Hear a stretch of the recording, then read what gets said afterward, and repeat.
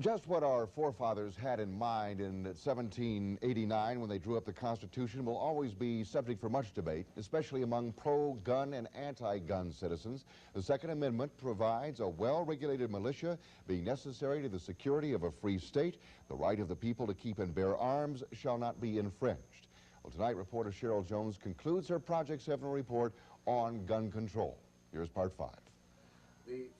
The debate over the real meaning of the Second Amendment will be around as long as there's a Constitution, and those fighting gun control say that's exactly what worries them. They claim controls mean confiscation, the beginning of the end of the Bill of Rights, and then they say an eventual police state. This is what happened in Germany in the 1930s. The German people were completely disarmed, and although not all the people went along with Hitler, they had to, because they had no means to resist, even if they wanted to.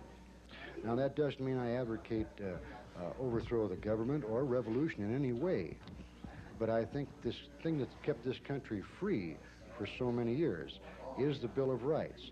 And as soon as you start eroding one right, such as the right to keep and bear arms, the others are going to fall right behind it.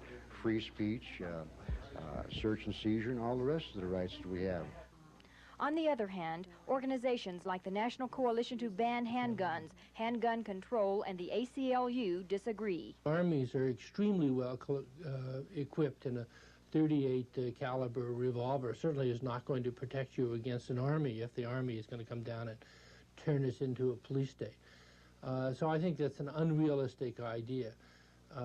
If anything, the violence associated with guns is more likely to cause an overreaction by government, and hence I think more likely to lead to a police state. Liberal skeptics claim bigotry and class discrimination was the original intent of gun control, meant to keep blacks, working people, and immigrants from owning firearms. And victims of shootings have their feelings too. No, I think my right to not be maimed or killed is greater than somebody else's right to carry a gun. Here in Colorado, there are no strong attempts to pass more gun control, but locally, the District Attorney's Council advocates doubling the penalties for criminals using guns, and that has Governor Lamb's endorsement. Meanwhile, in Washington, the lobbying efforts are strong on both sides. A new controversial federal bill is being proposed, which would allow FBI and police checks on purchasers, require licenses to carry guns, and virtually eliminate small handgun manufacturing. But if Congress takes action, the question of whether state or federal laws take priority could become another issue. Now there's a patchwork of some 20,000 various state and local laws on the books around the country. Some cities have tried handgun banning and waiting periods, but the success of these controlling efforts depends on which side you talk to. Dade County, Florida, a waiting period before purchase in effect, yet crime still soars uncontrollably. Washington, D.C., very strict gun control, homicides are down. New York City, tough gun laws, yet violent crimes increasing. John Lennon's killer broke several gun laws from Honolulu to New York. And the thought of more gun control to some arouses fears that harassment of innocent gun owners will abound.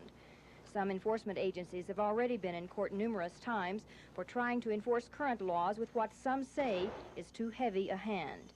Other countries' laws and crimes are compared to America's often, and that's not much help either. England and Japan have very strict gun controls. Anti-gun folks say that's why their murders are so few.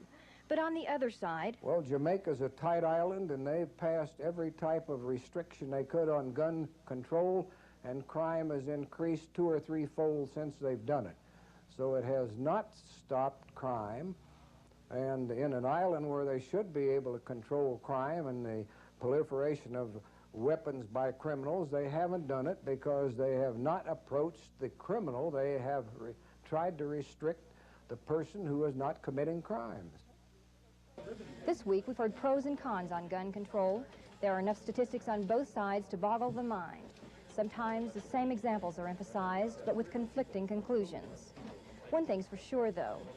Americans love their guns, owning literally millions of them. Many vow to keep them, and no one can be sure just how gun legislation would affect crime in our society. One thing's for sure, though. Every day, 48 more people are being murdered in cold blood in our country. Roughly half of them are dying from handguns. And arguments of whether it's the gun or the criminal that causes crime, Whether laws would affect the guilty or the innocent will be repeated many times, with no easy answers and no end to this debate in sight. Cheryl Jones with the Project 7 report.